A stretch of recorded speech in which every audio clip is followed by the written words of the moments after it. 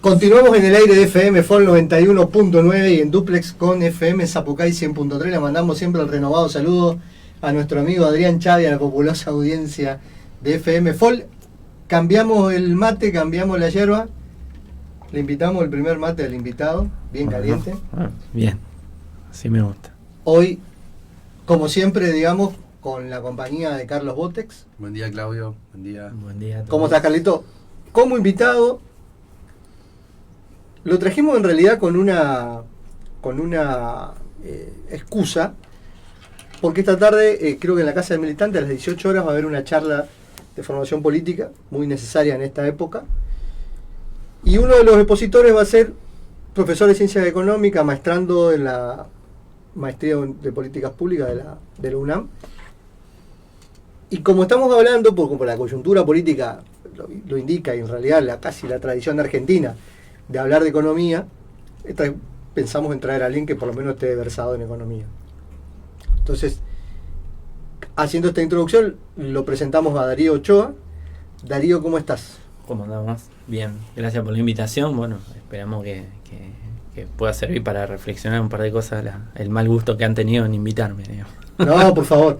Escúcheme, nosotros estuvimos la otra vez, lo entrevistamos a Facundo Galeano, funcionario, pero antes que nada un militante político, y de esa calidad de militante político nos comentó de la charla que se va a dar esta tarde en la Casa del Militante, que es Felidazara, Casa Entre Ríos, y vamos a participar, vamos a estar, pero van a hablar una especie de charla, digamos, de formación política muy necesaria, como para poder ofrecer otra voz, otra mirada, digamos, a una que se está, de alguna manera no lo vimos, esto lo tratamos en el primer bloque, como hubo una mirada, digamos, de la sociedad muy hegemónica a través de un medio que la gran parte no conocía, que son no es que no conocen, sino que las nuevas generaciones tienen otro ámbito, otro espacio, digamos, desde lo virtual, desde las plataformas, inclusive de aplicaciones como TikTok.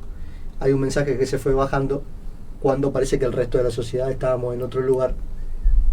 Hay una generación que eventualmente vio otra cosa y es necesario ahora, como hubo un quiebre generacional, yo veo que como un quiebre generacional, como que hay estamos hablando otro lenguaje, y la política yo creo que es un espacio común en el cual la palabra, como representación de la razón, del logos, tiene una importancia central, y eso es lo que no hay que perder, digamos, la charla, la comunicación.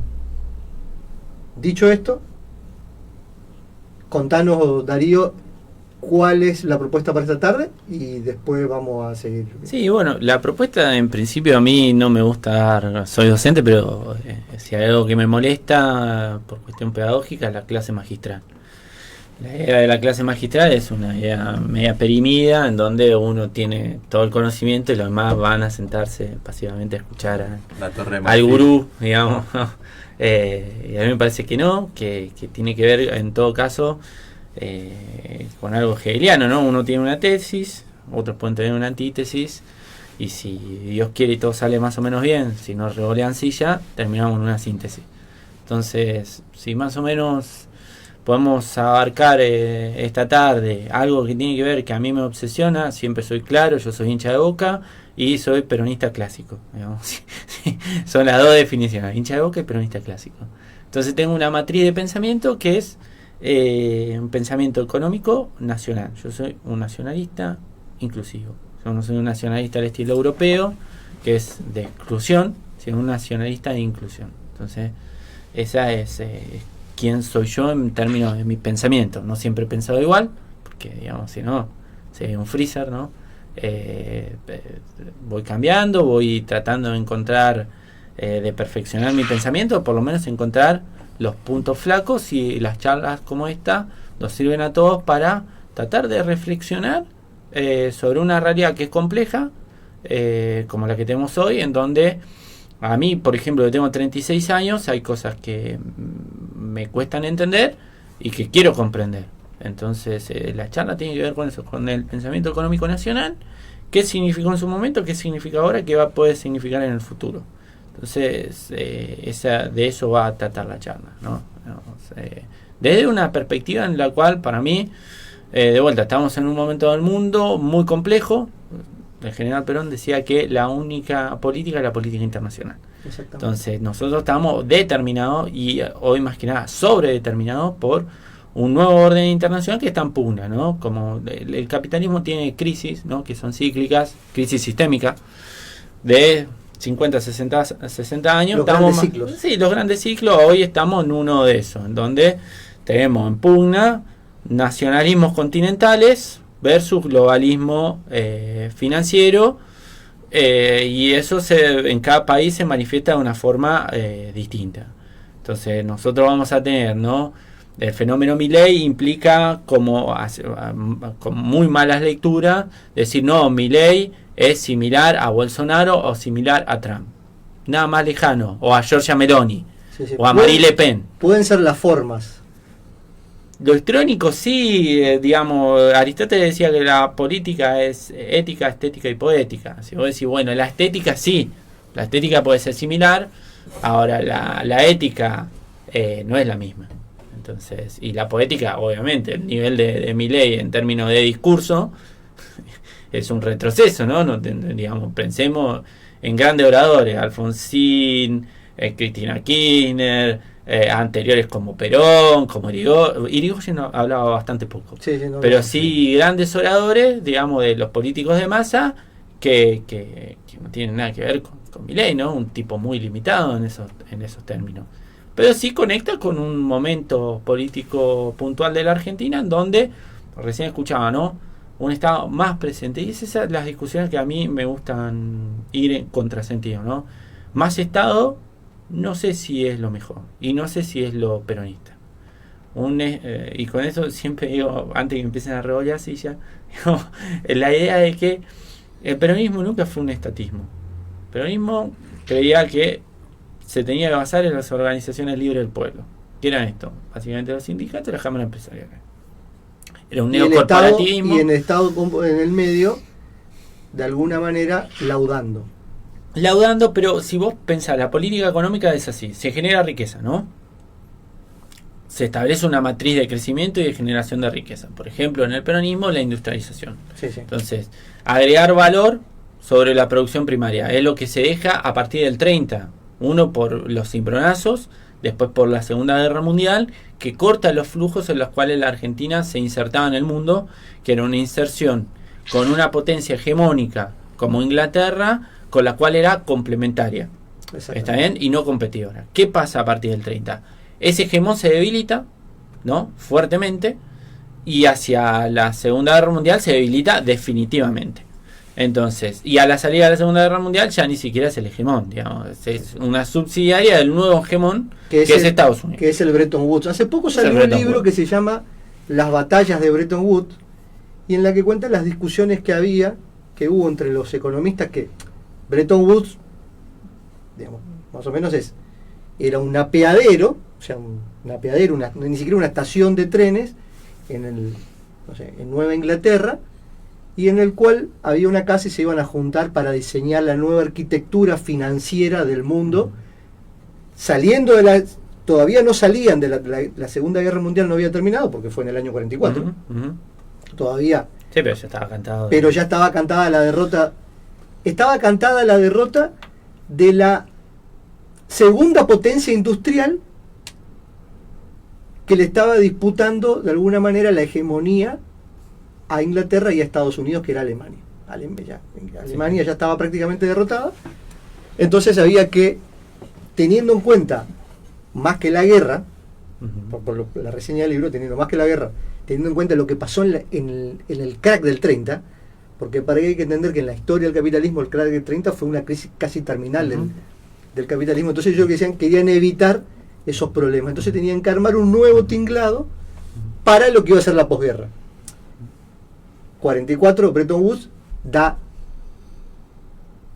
qué resultados tiene esa conferencia, en la cual los norteamericanos terminan imponiéndose a los británicos y diciendo que la moneda de referencia para los intercambios en el mundo iba a ser no la libra esterlina, sino el dólar, y de ahí sale la creación de algún organismo supranacional que ordene, por decirlo de alguna manera, el comercio exterior, que era el FMI, OMC, Organización Mundial de Comercio, el GATT, el GATT y el Banco Internacional de Reconstrucción y Fomento, sí, que después sí, se convertiría en Banco Mundial sí, sí. años después. Pero más o menos, Esa cuando es la hablamos de grandes arquitectura. ciclos, ahí estamos arrancando, digamos, el 94 y en ese momento en el cual internacionalmente aparece de alguna manera el peronismo. Sí, sí, además tenés coincidencia. ¿Cómo se sale de la Segunda Guerra Mundial? Básicamente con el Fordismo a pleno. Con un modo de producción, con un digamos, modo de producción de masa, fordista, apalancado obviamente por el enorme crecimiento tecnológico y demás, que dinamizador, que son los periodos de guerra, ¿no? Pero muy, digamos, cuando hablamos de Fordismo hablamos de una producción, de un modo de trabajo muy localizado en un lugar geográfico, ¿no? Claro. Con Sí. todo y todo integrado, digamos, en un mismo lugar físico, todo integrado a la cadena productiva. Exactamente, pero además fuertemente sobre un país, de vuelta para no perderme de hilo, que suele hacerlo, al cambiar eso, lo que cambia el nuevo hegemón con la Argentina es que es competidora. La Argentina no puede integrarse a los Estados Unidos en los términos en los cuales podía integrarse con Inglaterra. ¿Por qué? Porque la Argentina tiene una matriz primaria similar a la estadounidense. O sea, vendía granos y carnes. Yo para ejemplificarlo, los precios hasta el día de hoy de los granos que exporta la Argentina se fijan en Chicago. En la bolsa de Chicago. En la bolsa de Chicago. Entonces, ¿por qué se fijan en Chicago? Porque se fijan en Chicago porque el gran exportador de soja, de maíz, de trigo, es la pradera de los Estados Unidos. Entonces tienen un término de oleaginosos y de cereales y de carne, un enorme potencial.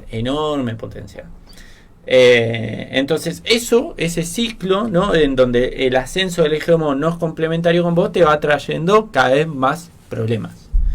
Y esos problemas se van agudizando.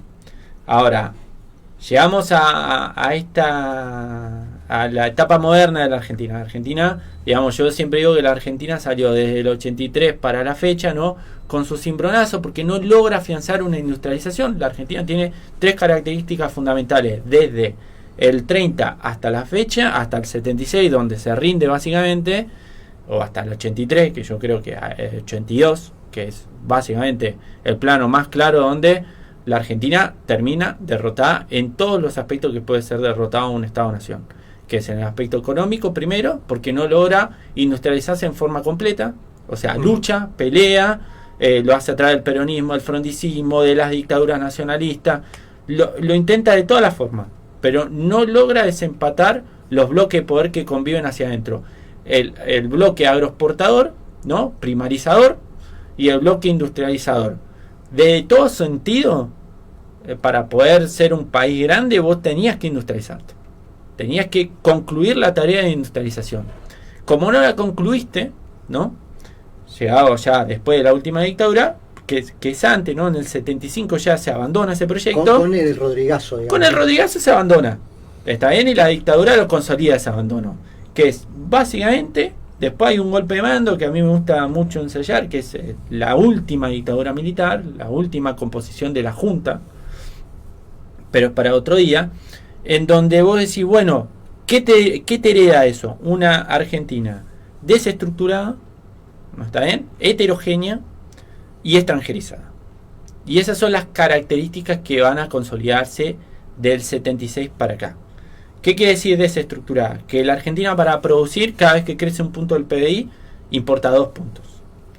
¿Qué quiere decir que es heterogénea? Que conviven sectores de altísima productividad, como el agro, ¿no? Con sectores de pésima productividad altamente protegidos, los cazadores zoológicos, que yo llamo, que son, por ejemplo, los textiles, ¿no? Acá tenemos DAS, está todo bien, muchachos, pero son cazadores zoológicos. Las automotrices ensambladoras. Las ensambladoras con regímenes promocionales de Tierra del Fuego. Entonces, eso evidentemente es producto de una heterogeneidad, ¿no? Y después, sumado a eso, la extranjerización, que se fue dando paulatinamente. Entonces, de las 500 grandes empresas de este país, 350 son extranjeras y las otras 150 de Argentina tienen el DNI. Pues se comportan tanto o peor que las extranjeras.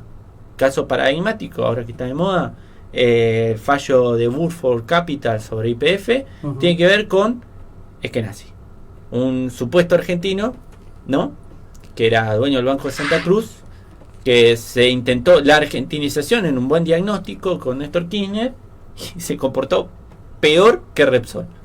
Peor que Repsol, porque a Repsol se lo arregló con 4.500 millones de dólares. 5.000 millones que Repsol después se dio vuelta, los vendió a esos bonos, pero bueno. Está bien, pero se terminó ahí.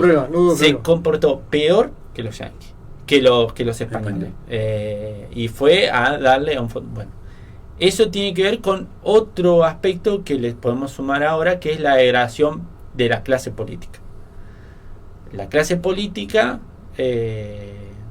está totalmente degradada.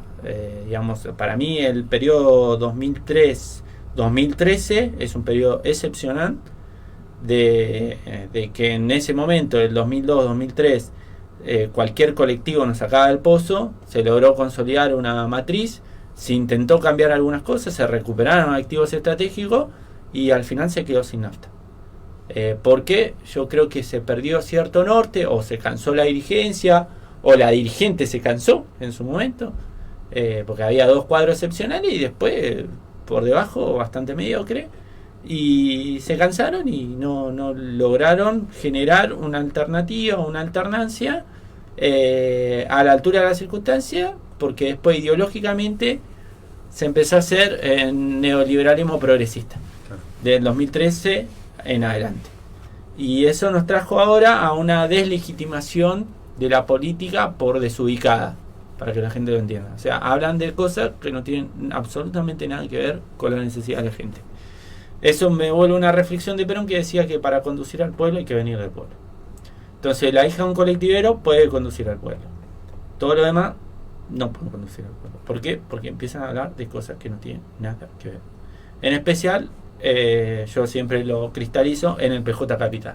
Cuando al PJ lo conduce el PJ Capital, vamos muertos, porque de PJ tienen solo eso, la sigla. Después son progres neoliberales, porque el problema no es que sean progres, el problema es que son neoliberales progres.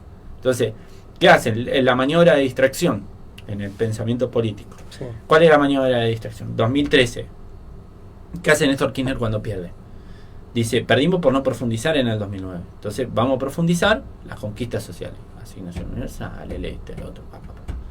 Cristina profundiza con ese 2012, la última gran conquista, YPF. ¿Está bien?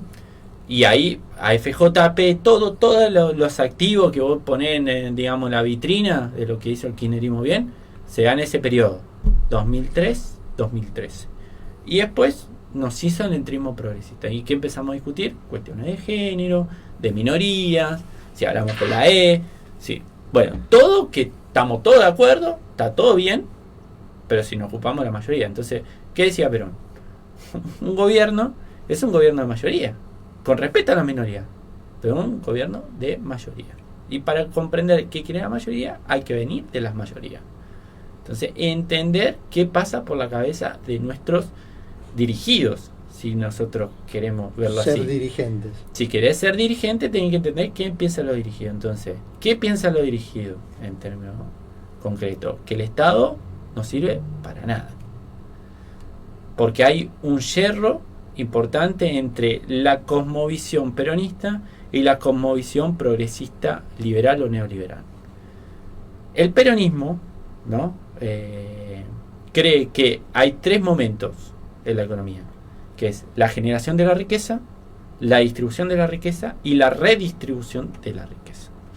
Entonces, ¿qué hace el peronismo? Dice, bueno, si el mercado que existe hace miles de años, mucho antes del capitalismo, y el capitalismo es un sistema de producción, pero no es un sistema económico, es un sistema de producción que invierte medios y fines. O sea, la economía es una ciencia social y el capitalismo es un método, ¿está bien?, de producción que invierte medios y fines de la economía. Un método histórico. Sí, o sea, histórico que se puede ser como no pudo haber hubo existido. Mercantilismo, hubo otras cosas, pero siempre Sí. existió mercado, Siempre mucho existió. antes del capitalismo, y va a existir después del capitalismo. Cuando veamos el postcapitalismo, como miércoles se llame, va a seguir existiendo el mercado, porque el mercado es una institución libre del pueblo. O sea, el mercado existe. Después a mí le podemos poner las connotaciones negativas que querramos, pero digamos, el mercado existe. De hecho, cuando no existe tenemos problemas. Por ejemplo, hoy la economía argentina, que está fuertemente concentrada, oligopólica, extranjerizada, todos los problemas vienen de ahí. Ahora, de la falta de competencia de mercado. Sí, a veces porque... O sea, de la falta de lo que los gurúes dicen que hay que haber, ellos mismos producen ese oligopolio, porque en definitiva son voceros de esos grupos concentrados. Pero de vuelta, para no perder el hilo, que estamos todos de acuerdo, el peronismo piensa en eso. Primero, ¿cómo se va a crear la riqueza? Drive de crecimiento se llama, lo que le gusta hablar inglés. Pero, ¿cómo se produce la riqueza? La riqueza se tiene que producir agroexportando al modelo Paraguay, o la hacemos con industrialización. Bueno, la vamos a hacer con industrialización porque para país primario quedan 20 millones de argentinos en la Argentina. Fuera. Y 25, tómense el palo. ¿A dónde te vas a ir? Porque encima vivimos en un continente isla. Exactamente. O sea, ¿quién se puede ir en términos económicos? ¿Tenés que tomarte un avión? No es que vos sos Cuba, te vas en una balsa y llegas a Estados Unidos y haces... No, es recontra complicado. Imagínate hacer la migración tipo Centroamérica. Llegaste allá muerto, ¿viste? Son 14.000 kilómetros, un quilombo. Entonces, esa no es una alternativa. O sea, ¿qué pasa con... O sea, la Argentina no es un país que pueda ajustar con emigración como ajustan su periferia, que es Bolivia, Paraguay, Uruguay, claro. Chile. Claro, porque la cabecera de puente de eso es la Argentina. Entonces, ¿qué pasa? Por eso, por ejemplo, disculpame que te interrumpa, pero sí. Carlos Pañi en el libro El Nudo dice, Buenos Aires, en realidad habla del conurbano, sí. Es la Nueva York del tercer mundo. O sea, claro, sí, pero... que toma gente, trae gente del tercer mundo. Lo que pasa es que Pañi es un gorila ilustrado, ¿no? Entonces sí. Tiene ese problema de que, digamos, como cualquiera que esté sobreideologizado. Por ejemplo, a mí me pasa siempre cuando discuto con muchas amigas que son feministas en el sentido talibán, claro. ¿no? Y yo le digo, el problema de ustedes, cuando discutimos sin que revoleen silla, sí. Es que ustedes tienen... la ideología es veneno, le digo. ¿Qué pasa? La ideología es veneno en tanto y en cuanto te dice, bueno, vos pensás que tu ideología es un martillo y es la única herramienta que tenés. Entonces todos los problemas son clavos. Y no, papá. No todos los problemas son clavos. Hay múltiples problemas, hay múltiples formas de abordarlo. Por eso yo siempre digo que el pensamiento tiene que estar vivo. Si vos te autodefinís, por eso el peronismo es un movimiento que tiene principios y valores, pero no tiene una ideología. Claro. Te dice, no, es pragmático. No, nos adaptamos al tiempo. Lo que yo pienso hace 50 años no lo puedo pensar 50 años después, porque si no soy un desubicado. Entonces, de vuelta, para retomar, vos tenés un modelo de acumulación. La Argentina no logró estructurar del todo la industrialización, pero tiene enclaves que son raros, que la hacen esa Nueva York del subdesarrollo. Que es, por ejemplo, siderurgia integrada en un país de 45 millones de habitantes no existe en el mundo. No existe en el mundo. Que vos tengas hartos hornos Zapla, Somisa y Techín, no existe en el mundo. Ahora, ¿cuándo andaba mejor la siderurgia integrada de la Argentina? Cuando Somisa era del Estado y Techín era de Techín. No cuando Somisa era de Techín. ¿Se entiende? Ahí vamos a la siguiente fase. Una vez que vos distribuís, estableces el criterio de cómo se va a ganar guita en la Argentina, que es lo que cambia el kirchnerismo y el dualdismo, que es, muchacho, no va más la timba financiera que era la convertibilidad. Porque vos tenés tres matrices: timba, apreciación financiera, agroexportación o industrialización. Periodo de industrialización puede ser por ICI, industrialización por sustitución de importaciones. El peronismo tuvo una segunda etapa que era del 52 en adelante, que era industrias de base, que es lo que nosotros decimos hoy, el superávit energético, digamos, tratar de recuperar las bases, el cimiento. Lo que buscó después del interregno de la autodenominada Revolución Libertadora, Frondizi, con el desarrollismo, digamos, ¿no? Claro, pero vos fíjate que la primer, para no irnos y volver, pero digamos, Leonardi no es lo mismo que vino después. Digamos, vos tenías un militar del ejército nacionalista que quería hacer peronismo sin Perón, ¿no? Mantener la base, lo dice, no, como la Marina muy gorila, entonces agarró y dijo, no, para hacer peronismo sin Perón, mejor no hagamos nada, mejor andate vos. Mejor hagamos un gorila desquiciado, ¿no? Entonces ahí fuimos. pero digamos, ni siquiera ni el Onganiato se animó a lo que se hizo después, ¿no? Que es de vuelta a partir de la derrota malvina, porque vos siempre el poder de un país se discrimina así: poder político, que viene de un poder económico, y que como última fase es el poder militar. Exactamente. Cuando vos te derrotas poder de decisión económicamente, políticamente, en el plano internacional, sobre todo en las relaciones internacionales, y después en términos militares, bueno, liquidado como país. Después vos podés intentar que tu población esté por encima de tu dirigencia, reconstituya eso, y la Argentina lo hace todo el tiempo. Por eso es el país en términos internacionales más agredido, porque es muy difícil de domesticar, ¿no? Como que le gusta hacer cosas que no van, como decía, la siderurgia integrada, reactores nucleares, satélites. Che, no, esto no es para vos. ¿Qué parte no entendiste la última vez que te cagamos palo? Digamos, es como que los países centrales dicen, ¿qué parte vos no entendés? De que nosotros te dijimos que vos tenés que producir materias primas. Y los otros 25 millones no sé, papá. En la División Internacional del Trabajo a vos te toca producir soja y carne. Soja y carne, y tu clase media no tiene que consumir mucho. Digamos, no tenés que tener clase media, porque yo soy igual a todo lo demás. Porque la clase media te mete presión respecto de lo que vos contaste, de que creces un punto de PBI, pero necesitas 2 puntos porque justamente los gastos suntuarios. La terquedad de tener un programa político. La pulsión plebeya. La famosa pulsión plebeya de Gerchunov y Yáñez. Sí. Bueno, esa pulsión plebeya se traduce luego, ¿no? Una vez que estableces la matriz de producción, en la distribución. ¿Qué es lo que irrumpe en el pensamiento económico nacional y del peronismo? El peronismo dice, bueno, las organizaciones libres, CGT, cámaras empresariales. Cuando no me acuerdo a qué sindicalista le dicen, ¿por qué se hicieron peronistas? Porque cuando nosotros íbamos al Estado y nos ponían en una reunión con la patronal, nosotros paraditos y atrás. El patrón sentado y el Estado al frente, en el escritorio. ¿Qué hizo Perón? Puso una silla más al costado.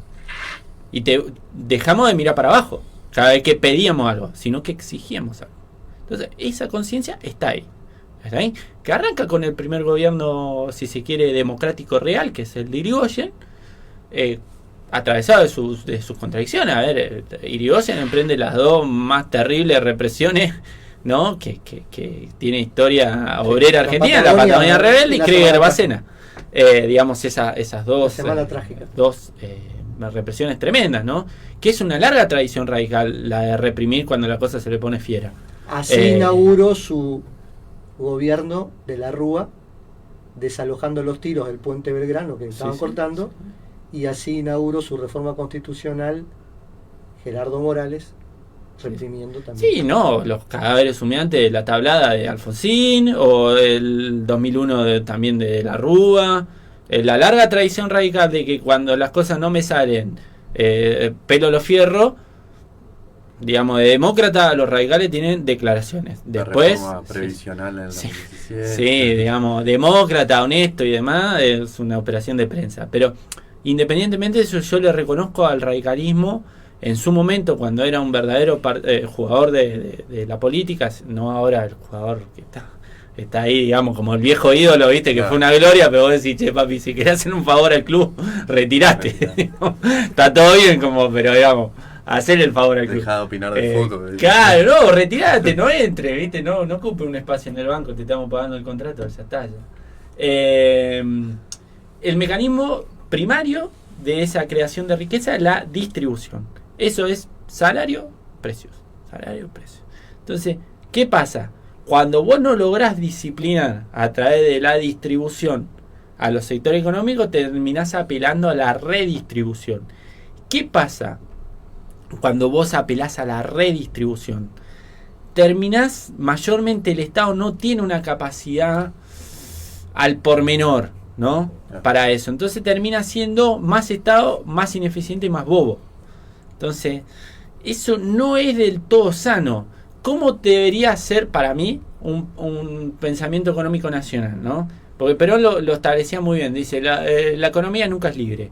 O lo maneja el Estado en favor del pueblo, o lo manejan las corporaciones en contra de él. Cuando decía esto, no es el Estado se va a poner un kiosco.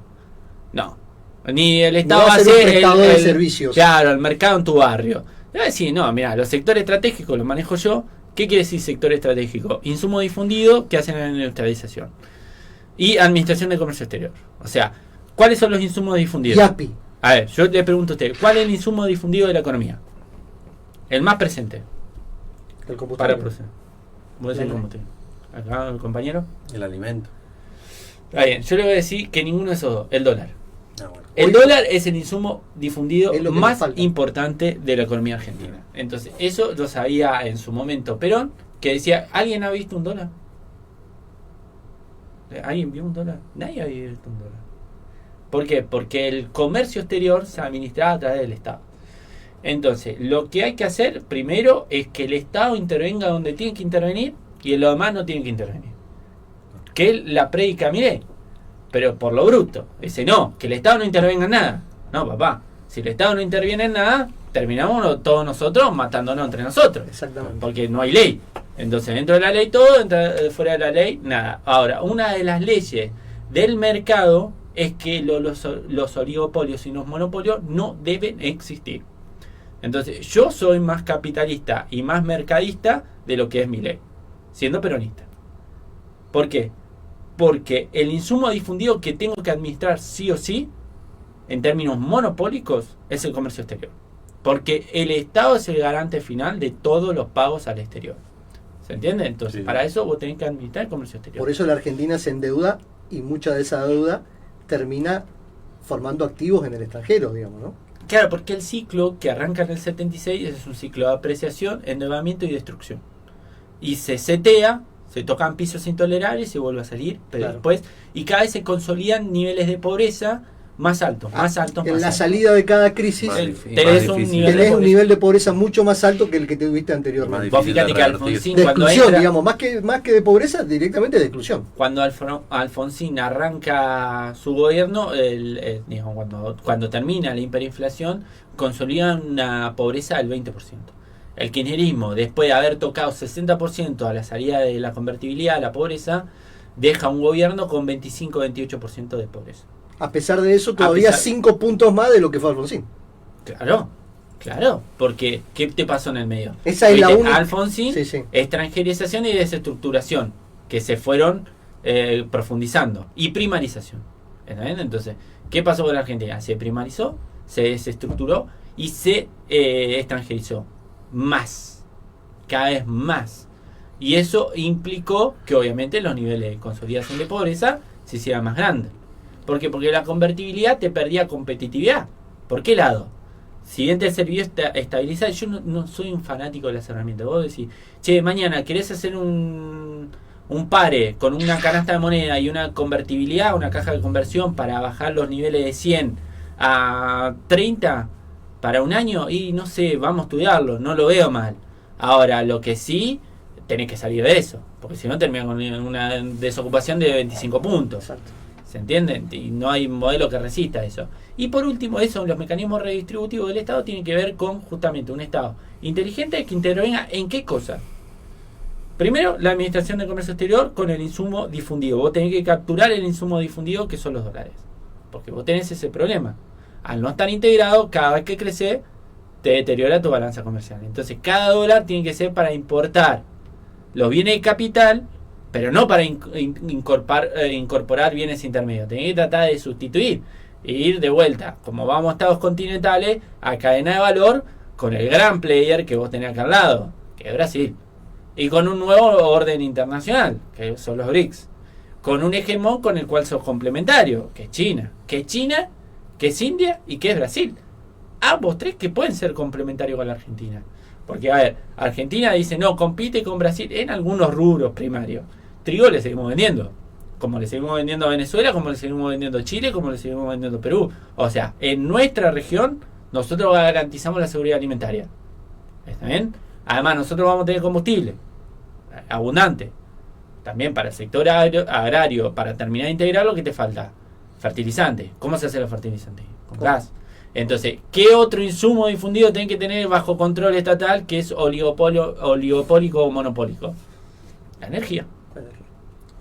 La energía se manifiesta de dos formas: combustible, para que las máquinas funcionen, y la otra es la energía para los seres humanos, que es el alimento. Entonces, vos tenés que garantizar eso. Entonces la intervención en eso. ¿Qué quiero decir con eso?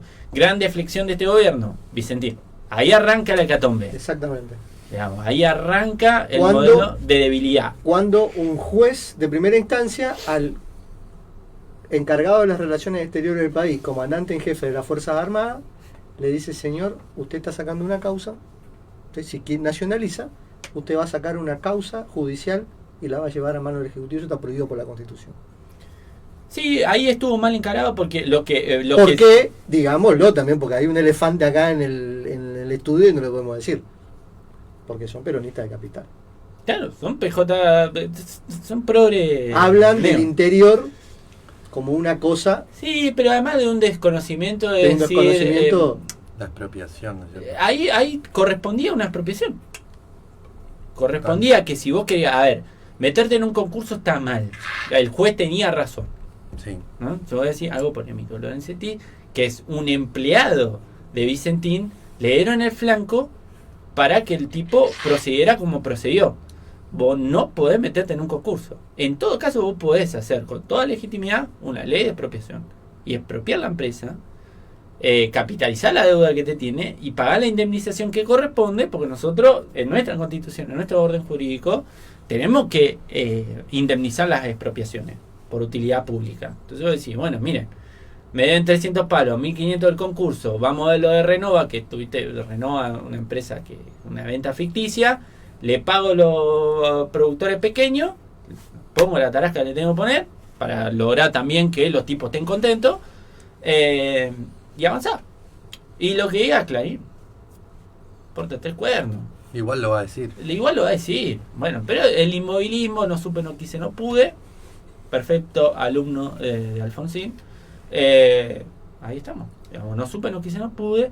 El inmovilismo no conduce a ningún lado que no sea a podrirla. Es como el agua. Y que cuando toma decisiones equivocadas, digamos. Sí, yo voy a decir Porque algo. va una apuesta de todo o nada y casi siempre la perinola le cae para el lado de nada.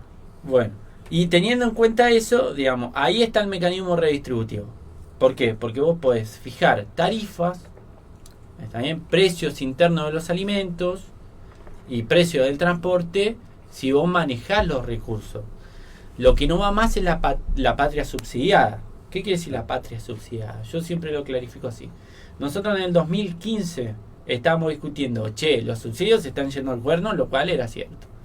Eso nos genera un déficit fiscal que es macho y no tenemos una balanza comercial positiva porque en términos el tipo de cambio estaba retrasado, la paridad adquisitiva de los salarios argentinos estaban por encima de lo que la administración del comercio permitía, entonces necesitábamos hacer un sesgo a la inversión.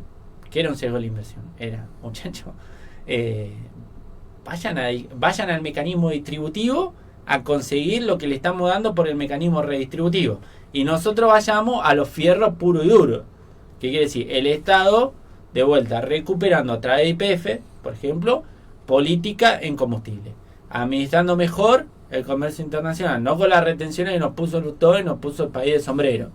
Digamos, eso es lo que teníamos que hacer. Una alianza policlasista. Porque un movimiento nacional y popular es primero nacional porque contiene a todas las realidades de este país que hemos conformado en términos de federal, de federación, porque es natural en un país, el octavo país más grande del mundo, que la única forma de sustento político real es con una federación, en donde vos atendés la realidad de cada provincia. Si vos te pones unitario o rígido, se te piantan, digamos, lo que no te van pasó. a tomar la ciudad, Bueno, te van a llevar los caballos hasta la pirámide de Mayo como hicieron los caudillos del litoral. Sí, pero por Cada eso vez digo, que Buenos Aires quería imponerle. cada y vez que nos pusimos unitarios perdimos girones de este país. Perdimos Paraguay, perdimos Uruguay. Bolivia, perdimos Uruguay. El caso más patente por encima del que más se parece. Entonces, obviamente, cuando nos ponemos unitario, se pone difícil las cosas. En especial cuando te pones en el Movimiento Nacional Popular, onda PJ Capital. Cuando te pones muy unitario, muy progre, muy en el interior, no te entienden. Estás hablando de cualquier otra cosa menos de lo que le interesa a la gente. Y eso se transmite en cada política pública. Por eso digo, eso es como en términos económicos. Después, a mí siempre la vida se ordena o me tienta a pensar siempre dos cosas. Esto de la economía, digamos, cómo vos tenés que pendular entre el sesgo del consumo y el sesgo de la inversión. Hoy estamos en un sesgo que tener sesgo de la inversión es un contrasentido. Pero ¿qué pasa? Tenés que tener un sesgo a la inversión o un sesgo a la exportación, porque tenés un nivel macho de deuda que tienen que pagar. Ahora, en el contexto internacional nuevo, hemos descubierto que eso es lo que yo no esperaba mucho de Sergio Massa, para ser sincero, pero sí espero vocación de poder. Entonces, jugar al límite o al fleje entendiendo el contexto internacional. Por ejemplo, discúlpame, sí. Pero la jugada que hizo respecto cuando consiguió los yuanes de China para pagarle lo que le debía al FMI y... Claro, por eso decía, el peor pecado es ser desubicado.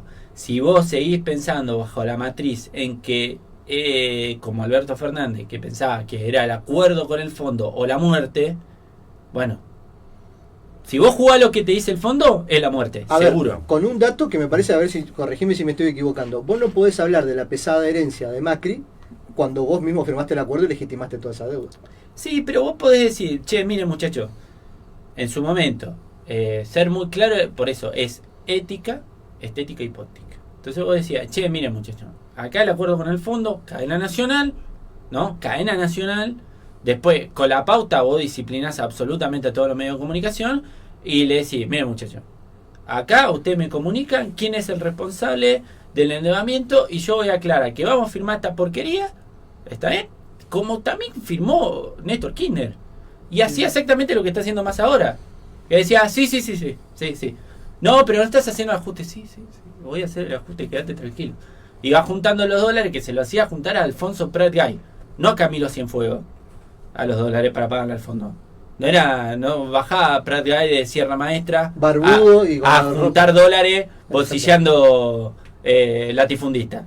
Lo hacía a través de los mecanismos de mercado, administrando el comercio exterior, para poder sacarse al fondo encima en una jugada con Brasil, porque Brasil también le paga al fondo, que se tómense el palo de acá, porque el suceso histórico, vamos a contarlo más o menos, es así. Lula decide pagarle al fondo, sí. Rápido. Néstor dijo, pará, este me está ganando. Entonces dice que pregunta, ¿hay reservas para pagar? Sí, hay reservas, paguémosle. Sí, para mí es más que nada... Con lo cual te sacaste si bien pusiste 8.000 millones de dólares ahí que podían haber sido puestos, los podías haber hecho colchoncito, pero te sacaste lo que tenés de vuelta hoy, gracias a Macri y Alberto Fernández, un síndico en tu economía. Sí.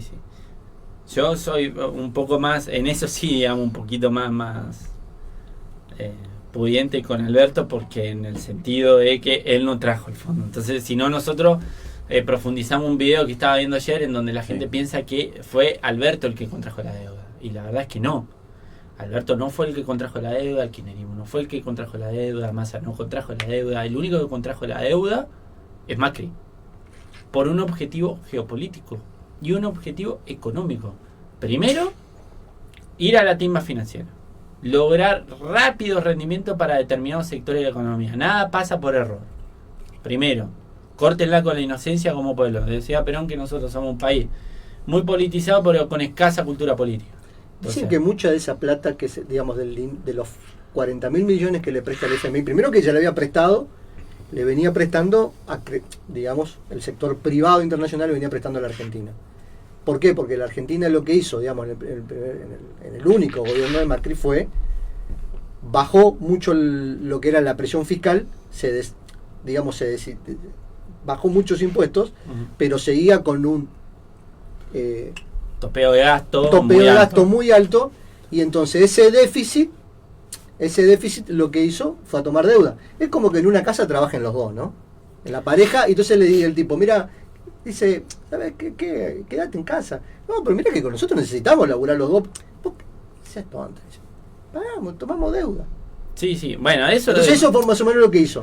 Sí. Pero después, la deuda importante que me parece que toma con el FMI, mucha de esa se fue inclusive cuando, por una investigación que había comenzado, es que mucho de esa deuda que se tomó, las empresas eléctricas que habían obtenido importantes ganancias por la quita de subsidio en ese momento, lo que hicieron, constituyeron activos en el extranjero. Digamos, por lo menos hubo mucha plata acá en Argentina y no la querían tener acá, entonces necesitaban los dólares porque, como vos dijiste, el Estado argentino es el único que tiene dólares en la Argentina. Sí, pero por eso digo, la actividad, a ver, las exportaciones se dan por los privados, ¿no? Los sectores privados que exportan, sean oleaginosos, sean petroleros, sea lo que fuera. Entonces, lo que hace el Estado es administrar el comercio exterior en tanto y en cuanto tiene que priorizar sustentabilidades políticas, sociales políticas. Entonces, si vos vas a darle como propone Milei, vos sos exportado, vos disponés de los dólares como se te cante. Bueno, capaz que el tipo lo deja abajo del colchón y no puede incorporar una maquinaria. Entonces, lo lógico, lo normal es que vos tengas un banco central, en todos los países del mundo serio existen bancos centrales, y vos tengas una política de administración de comercio más o menos trazada por un bloque histórico. ¿Qué quiere decir un bloque histórico? Un bloque histórico es la constitución de una clase dominante que a la vez pueda transmutar eso en una clase dirigente. ¿Qué pasa con nuestra clase dominante? Nuestra clase dominante por eso decía, ha renunciado a constituir un país más o menos que corresponda con su tamaño, con su disponibilidad de recursos. Ha dejado de ser una clase que intentó del 30 al 76 un país industrializado para insertarse en el concierto internacional de las naciones en una forma más digna, más potente y más respetada, para ser una banda de poco iluminados, ¿no? Porque encima cada vez nuestra élite es más bruta, que usan a Argentina en clave para chupar recursos, exportar dólares. O sea, la principal exportación de la Argentina son dólares. Y lo que debería era administrar justamente eso. Entonces, ese es el cuadro de situación. El cuadro de situación es ese. Entonces, es imposible escapar a como sos vos. Yo soy morocho, ojos marrones, mido 1,72 m. ¿Está? Entonces, yo puedo decir de mí un montón de cosas, pero yo soy esto físicamente. La economía físicamente es así. Es desestructurada, es heterogénea y está extranjerizada. ¿Cómo se puede hacer una forma distinta? Bueno, recurrir a las enseñanzas del peronismo, pero no en sepia. El peronismo, digo, por una larga tradición nacional y popular. Por eso insisto, cuando nosotros de tanto repetir nacional y popular, pierde sentido. ¿Qué quiere decir nacional y popular? Nacional es porque vos contenés a todo el territorio nacional. Y tus intereses están primero que los de afuera. Claro, nosotros tenemos una constitución nacional que justamente hace que no seamos una nación. Somos una federación de estados provinciales, ¿no? Y después tenemos mandato tanto. No, mandato tanto, los cuernos. Nosotros somos argentinos y después misioneros. No somos misioneros y por la duda argentinos. Somos primero argentinos. Entonces, la disponibilidad de los recursos en manos de la provincia es una balcanización de la Argentina. O sea, el rompimiento del Estado-Nación argentino se consolida a partir de la derrota malvina con la reforma del 94. En la cual los recursos naturales quedan en manos de las provincias. Vos sabés que yo, personalmente, a esto a nadie le importa, pero igual lo cuento. Para mí, la reforma del 94 fue el peor negocio político que hizo Menem. Porque Menem, por 4 años más de mandato, entrega un país a ese modelo del famoso padre de la democracia que nos dejó. Primero, que nos enchufó cargos nominados para el radicalismo, con ese tercer senador, con un montón de cargos. Se rompe ahí lo que vos estás contando, que era el origen de la estructura federal argentina. ¿Por qué? Porque los senadores tienen que representar a los estados provinciales y tienen que ser elegidos. Se rompe el colegio electoral. Con el colegio electoral, que todavía lo tienen los Estados Unidos, recordemos cuando Trump quiere tomar, los partidarios de Trump quieren tomar el Capitolio, lo que estaban queriendo era intervenir el escrutinio del colegio electoral, que es el que elige el presidente de los Estados Unidos. ¿Tá? Hay que recordar la famosa frase, que creo que el juez Samuel Alito, ese que estaba pescando con el del Capital, lo enchufó con Paul Singer, le contesta al abogado del Partido Demócrata que quería impugnar los votos de un condado en el estado de Florida para que el estado de Florida no le dé todos los votos a Bush y pierda a Gore. Y entonces le dice, cuando le dice eso, pero abogado, el presidente de los Estados Unidos lo elige el colegio electoral, no el pueblo. Entonces, en un estado federal, vos vas a tener distintas, como vos dijiste, va a tener distintas realidades. Vas a tener estados mucho más fuertes, económicamente más populosos, más extensos, con estados mucho más chicos.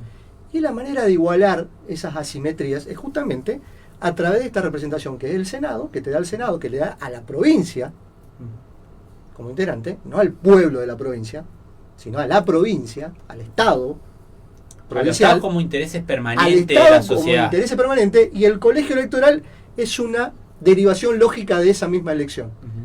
Porque el pueblo, en tanto argentino, o sea, el misionero en tanto argentino, tiene su representación a través de la Cámara de Cámara de Diputados. Con la reforma del 94, una reforma... A ver, hay un libro que se llama, que es un jurista colombiano, se llama Rodríguez Garavito, cuenta cómo el consenso de Washington, que es básicamente el neoliberalismo, ataca a América Latina con dos pinzas. Con una pinza económica, que son las privatizaciones. Pero por otro lado también desembarca, digamos, con un lenguaje de derechos. Operativo de distracción. En realidad no es un operativo de extracción, para mí es una cuestión dialéctica. O sea, como el mismo modo de producción capitalista, que es contradictorio, porque tiene en su seno tiene el germen de su autodestrucción, y uno lo que tiene que salir acá corriendo para que este sistema, este modo de producción no se autodestruya, como casi se destruyó en el 30, y como estamos asistiendo justamente a un modo de cambio de producción. En Estados Unidos las 3 importantes automotrices están en huelga por primera vez en 200 años. ¿Cuál es el reclamo de los obreros automotrices de Chrysler, Ford y todos los autos que vos conozcas de marca norteamericana? Que un obrero promedio gana 368 veces menos que un ejecutivo de esas empresas. Eso es lo que están pidiendo. Bueno, pero baja el consenso de Washington bajo esas dos maneras, a través de las privatizaciones, de la privatización de la vida, pero también con un discurso de derecho. Vos tenés una carta de derechos, tenés derechos a muchas cosas. Obviamente que en esa reforma del 94, se consolida eso. Primero se trata de desestructurar a la nación argentina, y con una segunda creación, la creación del Estado de Buenos Aires, la Ciudad Autónoma de Buenos Aires. Eso se termina consolidando cuando en 1890 Roca logra federalizar, en 1880, cuando Roca logra federalizar el territorio, termina recién con la organización nacional. Le quita el poder político, divide a la provincia de Buenos Aires, le corta la cabeza, crea la provincia de Buenos Aires, por un lado federaliza y designa al presidente de la nación quién va a ser el intendente. El presidente de la nación, ¿por qué?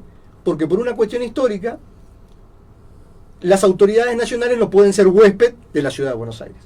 Hoy, con esa reforma del 94, se permitió la autonomización de la ciudad de Buenos Aires, y el golpe de gracia lo da cuando se le otorga a este tercer género, que es, porque no es ni municipio ni provincia, se le otorga el manejo, por ejemplo, de la policía.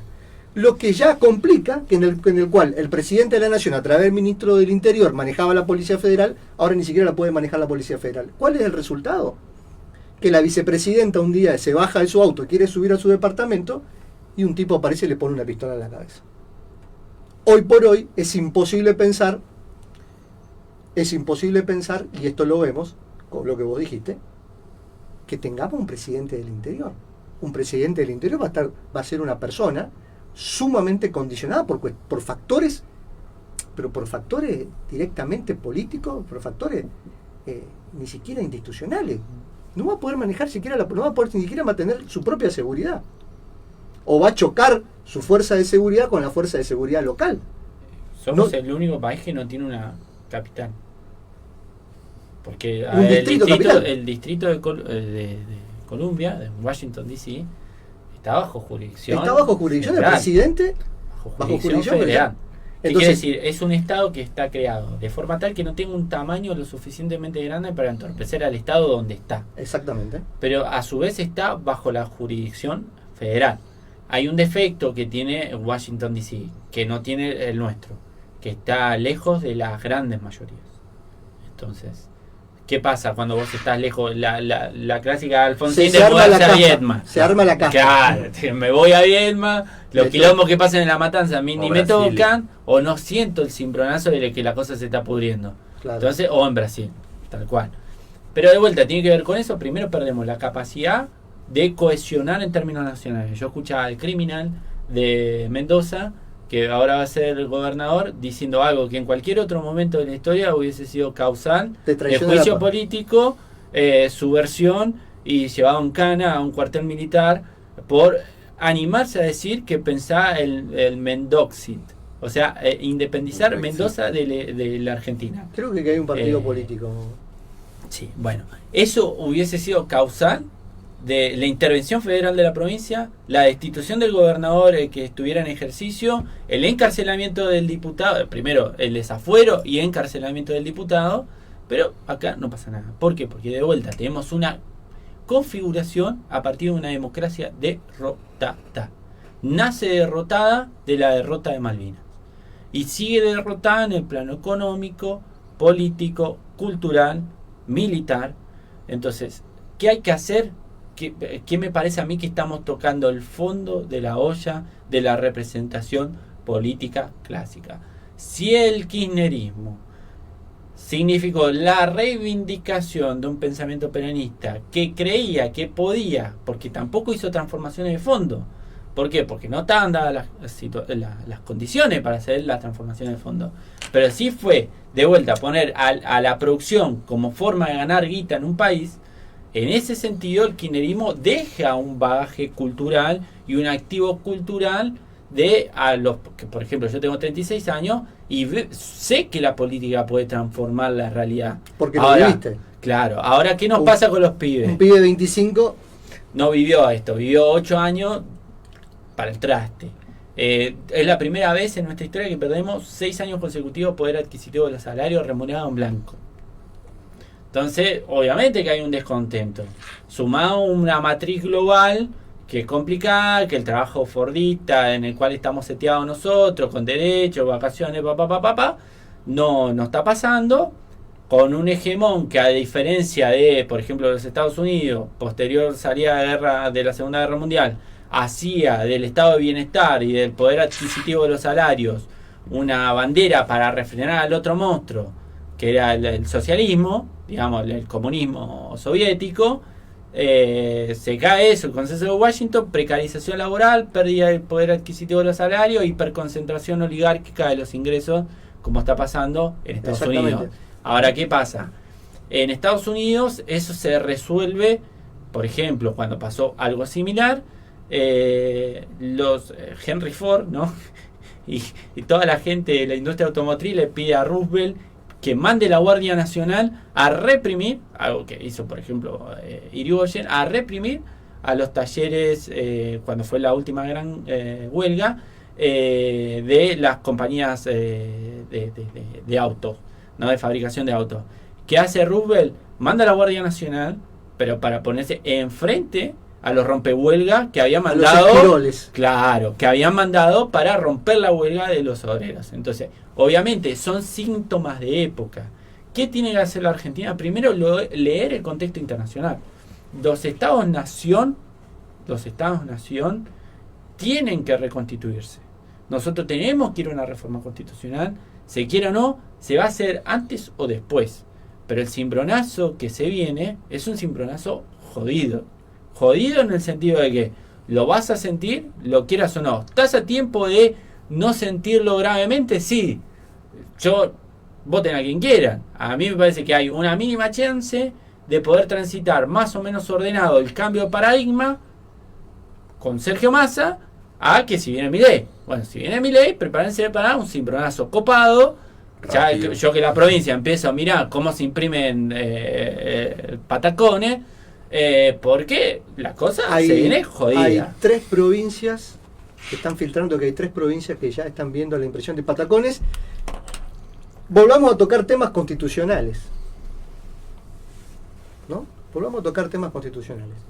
Así La que, Constitución argentina es una constitución que fue firmada en 1853 por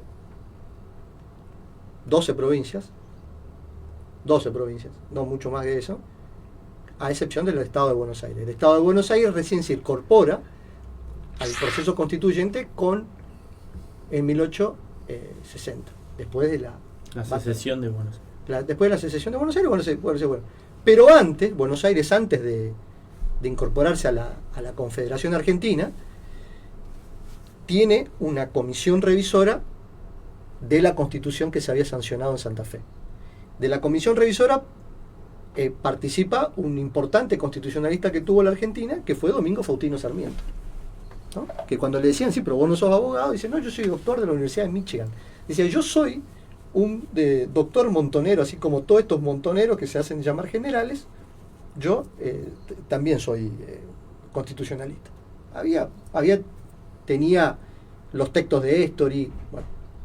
Entonces comienzan a revisar junto con los otros participantes, que eran Mitre, Vélez Sarsfield, políticos y juristas importantes. Entonces, entre las cosas que revisan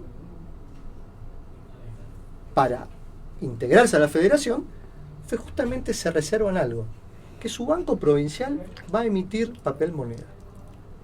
O sea, si se dolariza, hay que explicarle a todos los chicos, porque los chicos con 25, 23 años creen que esto es una crisis que se está viviendo. Realmente lo que tenemos por ahí un poco más, sabemos que la del 2001 fue una verdadera crisis y la del 89 fue impresionante. Si esto es inflación, la del 89 ni te cuento, con un 4.000% anual. Pero hay que contarles también que por más que dolaricen, el proyecto de dolarización de Ramiro Marra, por ejemplo, dijo que iban a agarrar las reservas, yo no sé cuál es el nivel de reservas que tiene el Banco Central, pero que iban a agarrar las reservas y le iban a enviar un trust a Estados Unidos. Más allá de eso, que sea de curso legal forzoso o no el dólar, cosa que se quiso, que era la salida de la convertibilidad, era la dolarización. Porque lo que propugnaban esto era justamente la salida de la dolarización, de la convertibilidad era la dolarización. Pero si vuelve la dolarización, quédese tranquilo que la provincia de Buenos Aires va a empezar a emitir patacones de vuelta. Sí, pero por eso, para ya hasta constitucionalmente lo puede hacer, digamos. No, porque emite bonos, no emite papel moneda, no el curso legal. Emite bono que después se termina utilizando como papel moneda. Pero porque lo que va a haber es una restricción de esa mercancía. Y si no, ¿cómo intercambias? Digamos, es cuestión de mercado. Es una cuestión de mercado, exactamente. Hay fuerza del mercado que vos no podés detener. No se puede vivir del club del trueque, digamos. Claro, pero por eso digo, el tema de que la política internacional va a terminar ordenando el mundo de nuevo bajo este paradigma, digamos, que a mí me parece que por un lado tiene que ver con un nuevo orden internacional, el sur global, en la cual si nosotros nos enganchamos bien, tenemos una posibilidad de reconstituir un ciclo, ¿no?, de progreso argentino, y si lo hacemos mal, que a mí me preocupaba más Massa cuando uno no sabía si era la gente demócrata en la Argentina o era realmente alguien con vocación de poder. Yo no espero cuestiones de salvadores, ¿no? Ya no te ilusionas más, digamos. No es que no me ilusiono, me parece a mí que es más sensato para un cientista social, para alguien que trata de pensar la política pública o lo que le pasa a su país, pensarlo con realismo, no con cuestiones mágicas. A mí me parece que, por ejemplo, no sé, Massa es un tipo que tiene vocación de poder y uno puede saber qué esperar de alguien que tiene vocación de poder. Lo que no sabes qué esperar, yo siempre digo, en política vos podés ser bueno, malo, pero nunca boludo. Si vos sos boludo, nadie sabe qué esperar de vos. ¿Qué no pasó con el último presidente? No es ni bueno ni malo. Es boludo. Entonces, ¿qué nos pasa con Alberto? Que no sabemos qué esperar. De Massa sabemos qué esperar. Es como decía Reagan de Noriega. Decía, che, Noriega es un hijo de... Es un hijo de su madre, pero es nuestro. Pero es nuestro hijo de su madre. Entonces, uno sabía qué esperar de Noriega y sabía qué esperar de Reagan. Lo que no sabe qué esperar es de un Salame. Entonces, por lo menos de Massa se sabe qué esperar. Quiere estar ahí 8 años. Y para estar ahí 8 años, muchachos, hay que hacer determinados deberes. ¿Cuáles son esos deberes? Redefinir de vuelta con la charla de esta tarde qué es lo que tiene que hacer un Estado y qué no. Y eso quiere decir, muchachos, hay que cambiar la matriz productiva para cambiar la matriz distributiva y después, en todo caso, la matriz redistributiva en forma marginal. El Estado presente que es el Estado elefante, el Estado en todos lados, no tiene sentido. Y esto se patetiza. Se le acabó la nafta a ese camión. No, pero además no tiene sentido. ¿Qué quiere decir con esto? Le voy a poner un caso concreto. Educación, ¿no? La vida se ordena trabajo y cuando va a la escuela. La vida social, capitalista, moderna, en un estado como el nuestro. Sí, sí. En una O sociedad trabajás o vas a la escuela. O trabajás o vas a la escuela o vas a la universidad. Entonces, vamos a hablar de la universidad, ¿no? Que está en discusión. La universidad pública, gratuita, laica, ¿no?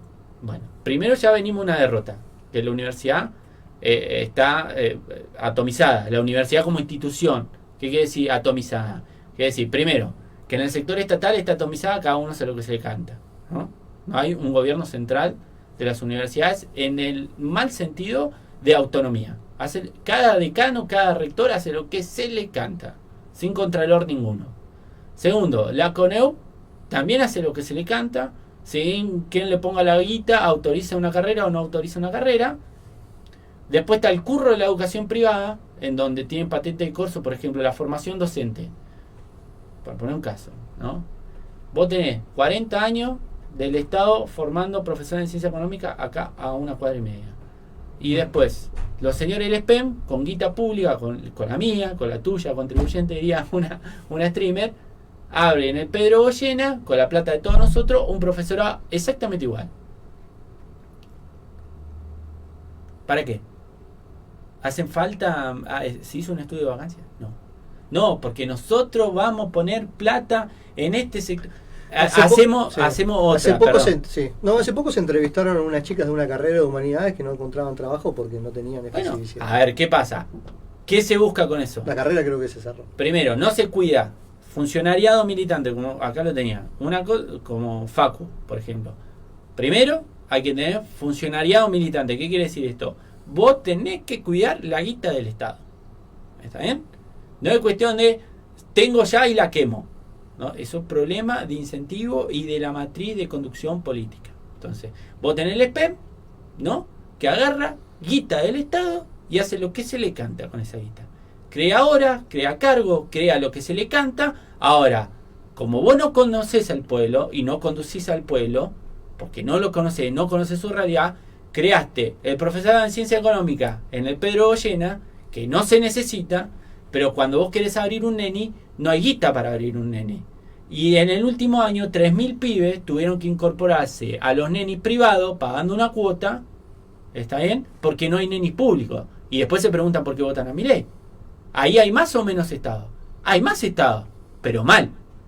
Porque estamos usando la guita que tendría que ir para los nenis en un curro de la educación privada. Entonces, sí, hay que decirlo con todas las letras. Hay un curro de la educación privada, que es muchísima guita. ¿Está bien? Entonces, esa discusión hay que darla. Ahora, encima le sumás que la universidad no hace ningún observatorio de política educativa, ¿no? Tiene guita para hacerla, pero no. Vamos a hacer la investigación de las representaciones sociales sobre los plantadores de mandioca en el Alto Paraná. No le sirve a nadie. Nadie lo va a leer. Pero yo cobro la beca del CONICET con esa. Y bueno, muchachos, no hay conducción política. No hay conducción política. Entonces, ¿qué está podrida la gente? De un Estado que sea ineficiente y que sea desubicado. Entonces está investigando las representaciones sociales del plantador de mandioca en la zona norte del Alto Paraná, en vez de estar estudiando cómo gastan la guita del principal rubro del presupuesto público, que es el sector de educación de la provincia de Misiones. Bueno, ¿quieren discutir? Discutamos eso. Eso cambia la realidad de la gente. Ahora, si vos nunca transitaste por Fátima como me toca a mí, o no vivís en Santa Clara 3, bueno, muchachos, entonces vos no podés conducir al pueblo. Porque vos vivís en las 4 avenidas en Villa Sarita totalmente alienado de la realidad social. ¿Está bien? Entonces, esa es lo que se viene en términos de discusión. Después no te quejes cuando no te votan. Pero después no te votan por una cuestión muy sencilla. Si yo salgo de mi casa, soy mamá, soltera, de vuelta, discurso que permea mucho en la universidad, el discurso feminista. Entonces vos decís, el discurso feminista, ¿qué está hablando? No, estamos viendo espacio de lactancia como una compañera, que yo quiero mucho, pero en 4 años de concejal, inauguró espacio de lactancia en el Consejo Deliberante. No voy a decir de qué ciudad, pero se entiende. Y claro, te formaste, es un cuadro y resulta que 4 años de concejal tu política de género fue hacer un espacio de lactancia en el Consejo Deliberante. Pero el rostro de la pobreza en este país tiene el rostro de mujer joven y de barrio popular. ¿Por qué no hiciste una normativa para poder tener jardines municipales, guarderías municipales? Mayor inversión en eso. Ahora sí, ponemos canteros, está hermosa la ciudad, ¿eh? Está hermosa las 4 avenidas, donde circulan los que no los votan, ¿no? Porque además está hermosa Villa Sarita, pero no te vota ni Cristo ahí. Ahora, no podés hacer una guardería. Bueno, son esas discusiones. El progresismo discute espacio de lactancia. Discute, ¡ay, qué bonito que yo soy! Progresismo neoliberal. Qué bonito yo soy, porque hay progresistas pintados celeste y blanco, pero hay otros que son neoliberales. Dicen, qué bonito yo soy, te compro, voy a decir, la copa menstrual. ¿No? Hay dignidad en hacer como yo he visto, indigno, hacer mujeres que van funcionarias, ¿no? Que parecen de salir de una publicidad de Pantene, ¿no? Así como Tolosa Paz, así, regalando copa de higiene personal femenina. Es indigno que vos tengas que hacer un programa por las cuales las mujeres no se puedan comprar su propio elemento de higiene. Ese es el mecanismo distributivo. Tienen que tener salario bueno. Y para eso vos tenés que cagarte a trompada con Arcor, está bien, que te sube 300% el azúcar. ¿Cómo te vas a comprar una toallita si te sube el azúcar está a 1000 mangos? Claro. ¿Dónde se ha visto? Entonces, ¿qué tengo que ir? A la indignidad de que venga una funcionaria que encima cree en su cabecita que está haciendo justicia social. Está haciendo justicia social. Y esa es la deformidad que se tiene inclusive en la universidad pública. Que el progresismo neoliberal sigue estando presente en los planes de estudio. Yo me formé en la Facultad de Humanidades y Ciencias Sociales y yo soy una desviación marginal. Si vos agarrás a todos mis compañeros de camada, la enorme mayoría tienen pensamiento económico neoliberal. ¿Por qué? El plan de estudio jamás se cambió. Yo participé, consejero graduado, consejero estudiantil, secretario de finanzas. Llevo un sacerdocio pidiendo el cambio de plan de estudio. No va a cambiar nunca. Con un plan de estudio del año modelo 90 y pico. Entonces, ¿qué seguimos enseñando? Primero, los profes poco calificados, no son una eminencia, para ser sincero, son mejores que los del SPEM, pero no son una eminencia. Segundo, además los planes son horribles. Y tercero, además los que forman docentes no han transitado jamás una escuela. Ah, no, pero cebó acá mate durante 5 años. Y eso lo hace merecedor de una ayudantía, angacito él. Bueno, muchachos. Entonces, no nos asombremos si, por ejemplo, el gremio docente es profundamente gorila. Claro, si su materia de pensamiento es gorila.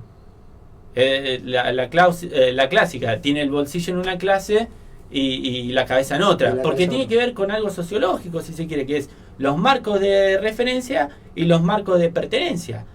¿Qué pasa? Su pertenencia es un laburante. El peronismo, el pensamiento económico nacional, dice existen 2 clases de personas, los que laburan y los que viven no los que laburan. Él, ontológicamente, es un laburante. Tiene una pertenencia. Pero su referencia, heredada de la derrota, de la democracia derrotada, en especial de los 90, su marco de referencia es el rico exitoso. Y es el modelo de éxito, que choca con nuestra matriz cristiana, si se quiere. Digamos, de Laudato Si hoy, pero que también era Rerum Novarum del Papa Pío XI. Entonces, claro, desde 1893 hasta la sistematización a través de Manual de Conducción Política del Peronismo, tenés una línea. De eso nace el peronismo, de la doctrina social de la Iglesia. Ahora, nosotros, todo ese bagaje cultural no lo podemos plantear en un profesorado de Ciencia Económica de la Universidad Nacional de Misiones, en la Facultad de Humanidades. ¿Por qué? Porque seguimos repitiendo el mantra neoliberal, de manual. Y después nos preguntamos por qué todos van a votar a Patricia Bullrich siendo docente. O a Javier Milei. Bueno, muchachos, porque los marcos de referencia no los cambiamos nunca. Entonces, la década ganada, no pudimos profundizar en eso. Y eso que hicimos de todo, ¿eh? Yo no me arrepiento, como decía Cristina, de nada de lo que hice. No me arrepiento de absolutamente nada. No me arrepiento de haber hinchado las pelotas. No me arrepiento que me hayan mirado torcido la facultad. No me arrepiento de haber militado para que los pibes dejen de comer con una bandejita así en forma indigna. ¿Está bien? Y haber hecho un comedor nuevo, un edificio nuevo, un boleto educativo. No me arrepiento de nada. Ahora, lo único que me recrimino es no haber podido cambiar la matriz cultural de mis colegas. Eso hubiese sido superador a todo lo que hicimos. Que lo hicimos con estas compañeras. Pero claro, nos hizo el entrismo progresista. Entonces lo que nos quedamos gritando, che, esto es entrismo progresista neoliberal, no estás operando. Y dividimos el campo popular. Que esa es la tragedia, dividir el campo popular. Entonces, de acá para adelante, ¿cómo tenemos que hacer? Reconstituir el campo popular. ¿Cómo se hace eso? Primero, enamorando. ¿Cómo se enamora? Para mí, de vuelta, con el órgano más sensible, demostrándole que nosotros nos vamos a ir a cagar a trompadas con cualquiera que nos impida ponerle un plato de comida en la mesa de los argentinos. Entonces, esta nueva medida que tomó, por ejemplo, para ir a la coyuntura, que toma Massa, que no estoy haciendo campaña por Massa porque, digamos, no me voy a inmolar por Massa, digamos. Yo no soy candidato a nada, no me interesa un cuerno. Si mañana Massa lo parte un rayo y asume Rossi y sigue haciendo la misma política, me da lo mismo. ¿Qué quiere decir la política de decirle al fondo, sí, no me joda, voy a hacer lo que se me encanta, como hizo esta última vez? Me parece bárbaro, y vos tenés que constituir legitimidad, obviamente de tiempo, porque para mí el candidato de Alberto Fernández era Rodríguez Larreta. Entonces eso te imprimó hasta el último momento, de que no le quede otra que resignar la lapicera cuando vio que su candidato no iba. Entonces, bueno, ahora Massa toma la medida del Massa presidente interino. ¿Qué es este Massa? Es este Massa que te dice, bueno, ganancia es una batalla perdida en términos culturales. La perdimos. Ahora, ¿a quién le vamos a sacar la guita de la que vamos a renunciar de ganancia? Si se la vamos, como está trascendiendo, sacar a las transnacionales cuyo país de domicilio fiscal sea los paraísos fiscales, techín, alerta, spoiler, que hizo toda la guita acá, pero su domicilio fiscal es Luxemburgo. Bueno, Massa conducción. ¿Qué querés que te diga? Ahora, si vamos a hacer esa y vamos a ajustar, haciendo como hacía Tolosa Paz, andándole contando las costillas a los pobres, no, en esa no. Entonces, vamos a reconstituir la matriz de un país donde se gane guita laburando, en una estructura tributaria un poco más redistributiva, que hay que hacer 3 reformas: reforma fiscal, reforma laboral y reforma cultural. Bueno, hagamos las 3 reformas, cada una en su tiempo y en su momento. Y eso nos va a dar la última gran reforma, que es la consolidación de una reforma constitucional. Entonces, hay que hacer la reforma fiscal, en donde los laburantes dejen de sostener al Estado. La reforma fiscal, en donde el Estado se meta donde se tiene que meter, y no hacer operativo de distracción. O sea, muchachos, métanse en los insumos difundidos, en lo demás no se metan. ¿Está bien? Que el Estado favorezca los mecanismos distributivos, no redistributivos. Porque, ¿qué pasa? Como los mecanismos redistributivos compensan parte de la mediocridad sindical, que no va a luchar por los mecanismos distributivos, que es lo que le corresponde, entonces los muchachos dicen, no, dale un subsidio. No, anda a pedir a vos por paritaria. Déjame de pedir a mí que yo te solucione los problemas que tenés que solucionar. Exactamente. vos. ¿Qué significa esto? Por ejemplo, que vos tengas que subsidiar el transporte público, la energía, porque el transporte público, el costo no lo puede pagar el usuario. Primero, pero porque los salarios no le permiten dos pagar. cosas. Vos te tenés que pelear en dos. Vamos a un caso concreto. Y si quieren termino con eso. Subsidio al transporte. ¿Cómo vamos a fijar los subsidios? Primero, costos. Traeme los costos de cuánto sale producir en la Argentina un barril de diésel para llenar el tanque del transporte público. Primero es esa. Y segundo, discutamos la matriz logística. No podemos seguir moviendo todo en camiones porque a Moya no le sirva. Ni porque las terminales quieran vender más camiones. Vamos a tener que reconstituir el tren, la hidrovía, todo lo que estamos hablando. Esa es una de fondo. Primero, costos. Segundo, matriz logística. De eso se tiene que ocupar el Estado. Y después, los muchachos tienen que ir a discutir el ítem viático, muchachos. No hay nada que crear, no hay nada nuevo bajo el sol. Se discute viático. Entonces, ahí tienen que ir los sindicalistas a discutir viático. Y en todo caso, nosotros estamos para el mecanismo redistributivo que ya existe, que es el boleto educativo. Entonces, los jubilados y los estudiantes no tienen que pagar boleto. Lo asume el Estado. Pero el subsidio para todo el mundial no existe. Los muchachos tienen que discutir en términos con su patronal viático. pero el Estado tiene que saber cuánto sale realmente un barril de combustible criollo. ¿Qué quiere decir? Agarrar los datos. Acá no se hace costo. Hay dos teorías para fijar precio. Teoría subjetiva y objetiva. Resumido, podría ser una hora de esto, pero teoría objetiva es realmente lo que me sale. Explorar, o sea, la exploración, la extracción, el destilamiento, la distribución y la venta. 5 pasos. No es muy difícil, no hay que ser un cráneo. No se hace, y si no el subjetivo que te dice, no, vale lo que vale en el mundo. Sí, claro. Pero pará, papá, producir acá no es lo mismo que producir afuera. Porque es una arma de doble filo. Que el precio internacional está muy bajo y yo te obligo a vos a vender a ese precio bajo y no se puede. ¿Por qué? Porque consumo dólares que no tengo. Entonces tengo que producir acá para producir en pesos, pero tengo que saber los costos. A ver, yo digo, aquí, el secretario de Comercio Interior es Matías Tombolino, un panelista de televisión. Es como si a mí me dieran mañana a administrar el comercio interior de la provincia de Misiones. Yo vengo acá a hablar radio, tengo algunos principios, algunos valores, pero no estoy apto para ir a agarrar una Secretaría de Comercio Interior. Entonces, Matías Tombolini, que era un panelista, va y es secretario de Comercio Interior, y hasta hace no mucho tiempo se desfilaba por cuanto canal se estuviera pagado por empresarios para decir que el control de los empresarios no tenía sentido. Bueno, ahora que me explique cuál es el sentido del aumento de 300% en 3 meses del azúcar. Si él me lo encuentra, yo le doy un premio Nobel. Mi casa contra un turrón que se juntaron Ledesma, Blaquier, ¿no? Y Pagani de Arcor, y dijeron, ¿sabes qué? Vamos a subir el precio del azúcar, total, nosotros somos cazadores zoológicos, esto no tienen dólares, no pueden importar azúcar de Brasil, vamos a cobrar lo que se nos cante y encima, ¿sabes qué? Voy a distribuir, como salió ayer en Arcor, 50.000 millones de pesos de distribución de ganancias. ¿Cómo juntaron los 50.000 millones de pesos? Cobrándonos 300% más de aumento. Una de las cosas para que el vecino entienda que 3 empresas, o sea, a ver, ¿vos querés poner un kiosco? Vas a la marca esa que acaban de comprar. ¿Vos querés poner un kiosco en un barrio? Tenés que hablar con esa marca. Solo esa marca te llena el kiosco. ¿Querés poner un supermercado? Tenés un poco más de guita, querés poner un supermercado. Y tenés que hablar con 3 empresas más. Y se acabó. Pero por eso, de vuelta, tiene que ver con esto.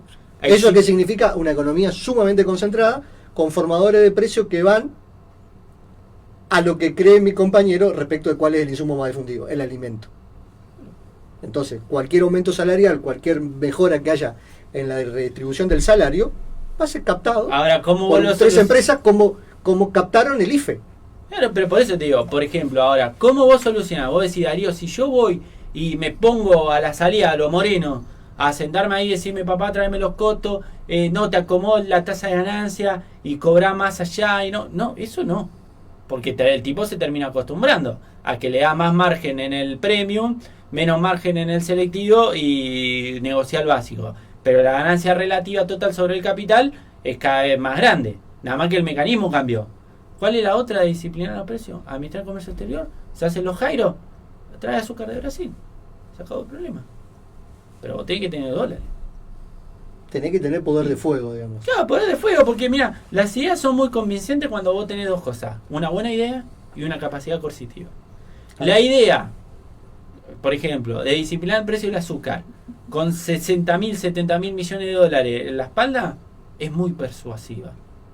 Es muy persuasiva para Blaquier. 15.000 millones de dólares abajo y se te cagan de risa, ¿no? Un poquito. Entonces, lo que hay que tener es poder disuasivo. Y después el otro es, te seguís haciendo el jairo. Y el Estado tiene que tener algo que existía hasta hace no mucho tiempo, que son los delitos de subversión económica. ¿Qué quiere decir esto? El agiotaje. Quiere decir, miren muchachos, acá no se hace lo que se quiere. Entonces, dentro de la ley todo, fuera de la ley nada. Por ejemplo, el desabastecimiento y el lockout patronal es un delito de subversión económica. Vos no tenés una empresa para hacer lo que se te canta. Vos tenés una empresa que tiene un sentido en una matriz económica. Si vos sos Shell o sos quien sea y querés desabastecer el mercado interno y someter a la parálisis del país, como pasó por ejemplo con Allende en Chile, eso implica que toda tu plana accionista tiene que ir en cana. Todo tu gerente operativo que no saquen un camión, tiene que ir en cana. Porque es al mundo al que vamos. Si nosotros estamos disputando el poder del Estado contra las élites globales, un Estado que no tiene la capacidad de consensuar con el instrumento de la fuerza, no es un Estado. Repasen la formación del Estado moderno. ¿Cuál era la formación del Estado moderno? De los franceses. Era llamar al rey, que no tenía guita, le pedía a los burgueses. Los burgueses le dijeron, sí, papá, yo te sigo poniendo la guita, pero ¿sabe qué?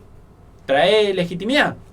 Convocá a los estados. Exactamente. La forma muy básica, digamos, de explicar el nacimiento del Estado moderno fue, primero el rey les hizo pagar una residencia fastuosa que se llamó Versalles, trajo a todos los nobles levantiscos, especialmente los que no eran católicos, los protestantes, los hugonotes, y los tenía ahí metidos ahí adentro. Después fue a París a buscarle a los burgueses. La cosa estalló obviamente siglos después cuando tiene que llamar a los estados generales porque como habían bancado la guerra de independencia de Estados Unidos, Francia estaba quebrada y bueno, destaparon una olla.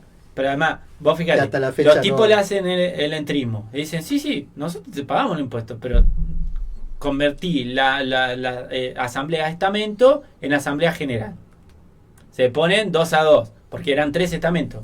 La nobleza, el clero y el vulgo. 2-1. Estaban 2-1. Se ponen 2-2. Y después cuando toman la Bastilla, los muchachos no solo tienen 2-2, que es un argumento convincente, sino tienen unos fierros impresionantes. Entonces, el ejército se da vuelta, porque adiviná de dónde venían, y quién le ofreció un mejor futuro.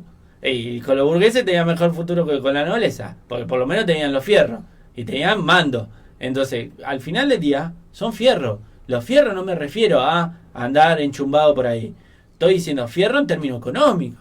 Vos para disciplina tenés que tener dólares. Porque los dólares es el insumo más difundido. Vos te haces el Jairo, te abro la importación. Pero no de boca. Yo tengo. Y para eso, muchachos, lo quieran o no, tipo de cambio competitivo. ¿Está? Tipo de cambio competitivo. El dólar no se tiene que atrasar. Tiene que haber un despegue de los precios internacionales con los precios locales. ¿Cómo se hace? Con costos. Los costos. ¿Ven? Después, recomposición del poder adquisitivo, porque el 75-80% de tu matriz productiva es mercado internista. Y administración de comercio exterior para que algunos de los mercados internistas, los cazadores zoológicos, no se hagan los jairos. Porque yo quiero que exista Ledesma y que exista Arcor. Pero no para romperme el bolsillo. No a costa de... Exacto. Entonces, si nosotros hicimos grande Arcor, a ver, Arcor es una multinacional gracias a la Argentina. ¿Está bien? Entonces, y entonces la vamos a proteger, queremos que haga negocio como hizo en África, que sea una gran player, pero como punta de lanza de la industria argentina, no para servirse de la Argentina. ¿Está bien? Si yo me someto a la autoridad estatal, quiero que todos se sometan a la autoridad estatal. Y si yo soy parte de un proyecto colectivo llamado Argentina, quiero que todos sean parte de un proyecto colectivo que se llama Argentina. ¿Qué es lo que nos está pasando? Es que hay una canción que se llama Gil Laburante. Parece que los únicos giles somos los laburantes. Y hay muchas cosas que cambiar. Y hay muchas cosas que nos cansó. Nos cansó de que nadie piense en las mayorías populares. Que por el lado de los conservadores ya sabemos qué esperar.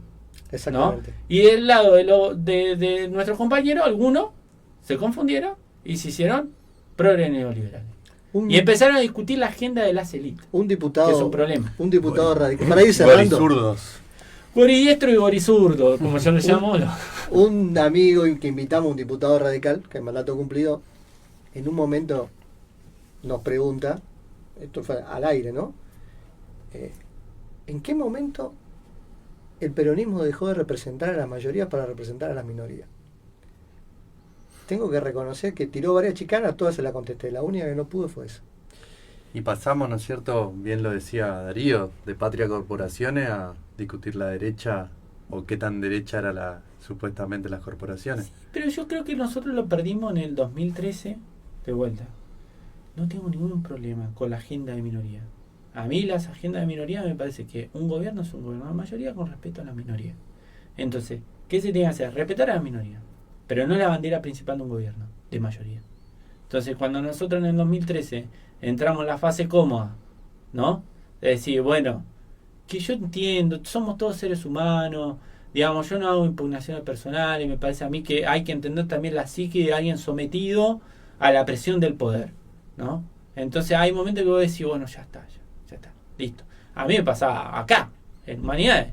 Decía, bueno, con estos muchachos no se puede, ya está. Y te vas, y después volvés de la bronca, y volvés con ganas de cagarte a trompada. Y después decís, no, ¿para qué me hago esto? ¿Por qué me hago esto? Decís, no tengo que sufrir más acá, que se jodan. Y después volvés. Porque es eso, esa es la pulsión ploella. Es decir, te volvés a tu casa, es decir, yo tengo por qué volverme, lo que tienen que cambiar son esto. Claro. Dejan de hablar boludeces y volvés. Y te hace mal. Y volvés a tu casa. Y te volvés a enojar y volvés. Porque es eso lo que no, sí. La única que yo tengo como activo es el carácter de este pueblo de puede que se equivoque, porque yo no soy de los que creen que el pueblo no se equivoca, el pueblo se equivoca, pero sabe redimirse. Y puede ser que nos equivoquemos esta elección y que se vaya a votar a Milei y lo vamos a respetar, y es la democracia en donde uno vota lo que hay, no vota lo que quiere, ¿no? Porque primero es eso, una democracia derrotada y restringida. Pero también creo que la única salida es una democracia y una dirigencia política que se autoperciba capaz de cambiar los destinos de este país. Y que no tiene que tener pulsión, digamos, yo creo, esto en un poema indio, dice que uno soñó que la vida era alegría, despertó y vio que la vida era servicio, sirvió y descubrió que el servicio era alegría. Y yo pienso así para mí, y creo que lo que intento contagiar es lo demás, es que llega un momento en donde vos tenés la obligación de militar en este mundo para que sea un poco mejor de lo que me tocó a mí. Yo siempre digo, yo iba a la facultad, laburaba, me recibí con honores, laburando como perro, porque yo laburaba y estudiaba. Y no fui de eso, que a mí me parece una cagada de persona, de decir, si yo puedo, los demás tienen que poder. Yo dije, no, muchachos, acá hay que cambiar un par de cosas. Por ejemplo, no tenés que chuparle en los medios, las medias a los profesores para que te digan, bueno, te perdono la falta. No. Tienes un derecho. Tiene que ser un derecho que si vos sos laburante, tiene que haber un régimen especial para vos. Ya que no pueden hacer doble cursada porque se la gastan en otras boludeces, bueno, por lo menos reconozcan el derecho del compañero que trabaja a estar en la universidad. Que no sea una desviación marginal, un laburante de la universidad. Y así vamos constituyendo nuevos pisos de ciudadanía. Ahora, yo creo que podemos hacerlo mejor todavía. Podemos hacerlo mejor. Que tiene que pasar por, de vuelta, rediscutir todo. Y esta juventud que está enojada tiene ganas de discutir todo. Y hay que dejarle, todo el mundo tiene el derecho a fracasar en el voto. Y hay que dejarle. No, yo voy a seguir militando porque, digamos, el horror que significa en términos de pensamiento macroeconómico Milei sea explicado. Después puede ser un loco que grita en el desierto, no me importa. Muchachos, porque si voy a jugar a ganar, nada más, me hago hincha del Real Madrid. Entonces gana todos los campeonatos y total juega solo. Digamos, todos los demás son unos perros comparado con el Real Madrid. Entonces es fácil ser hincha del Real Madrid. Anda a ser hincha de Boca, a veces juega para el traste y te da vergüenza, y igual lo bancamos. Y porque somos así, digamos, a mí no me interesa ganar siempre, a mí me interesa que pongan actitud. Están a 3 empates de la séptima. Estamos 3 empates y vamos a ganar así. Y como yo siempre digo, yo soy hincha de Boca porque no me interesa cómo jueguen, me interesa el resultado. Te quiero contar la segunda cosa personal que a nadie le interesa, que hay 2 temas de los que yo no hablo. De lo que yo directamente no hablo y no me interesa. Mundo Boca e interna radical. Pero te quiero decir una cosa. Nadie ve que en el fondo hay que bancarlo a Román porque Román está dando una batalla cultural en ese club. Cualquiera que no sea Román presidente de ese club, yo creo que se pierde un activo importante.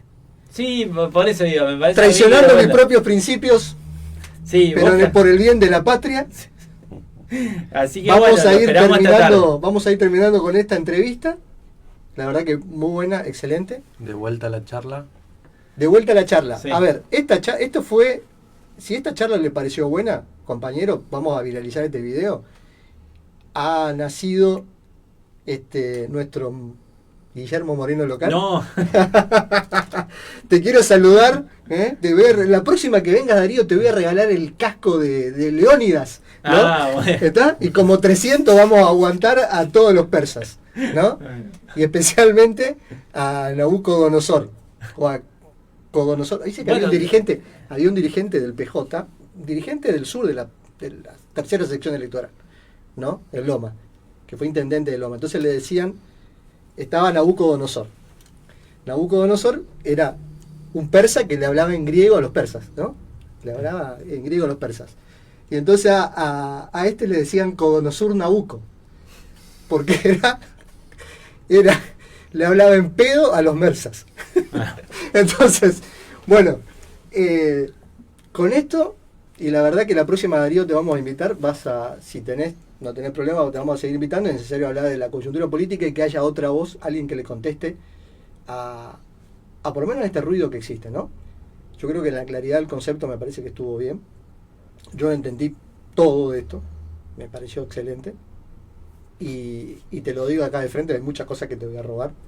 Bueno, creo que Carlos también. derecho a autor. El copyright. Sígueme. Te voy a citar quotation, Sí. va a haber quotation. Darío de Garupá me dijo. Darío de Garupá me dijo. Academia.edu. Darío. Garupá. Sí. ¿Está? Bueno, pero recordando el motivo de esta invitación, fue que de estos temas y muchos más va a hablar Darío Ochoa esta tarde en la Casa del Militante a las 18 horas. Vayan, Feliz Sara, casi Entre Ríos, y Lleven mate. lleven un mate, así aprovechamos a nuestro producto madre. Carlos, muchas gracias. Gracias, Claudio. Gracias, Darío. La verdad que interesantísimo y bueno, me hiciste acordar un montón de cosas de la Facu. Me parece que compartimos pasillos, así que la verdad que interesante volver a... Bueno, esta fue la bases. versión extra large de Los Saberes del Pueblo. Son ya bastante avanzados, estamos llegando casi a la media jornada. Ahora. Nos fuimos por mucho más, Pucha. pero estuvo interesante la primera de varias charlas. Sigan nuestra programación en FM Fall. Hace una hora cortó más o menos FM Zapucay, pero seguramente el director de la radio va a publicitar esto. Y bueno, le mandamos un saludo a todos los oyentes. Y lo que queda de la semana, cuidado porque mañana empieza una ola de calor. Esperan una ola de calor muy fuerte en Brasil y acá también, con temperatura de 40 grados. Así que bueno, es lo que tenemos. Muchas gracias, Darío. Carlos. Gracias.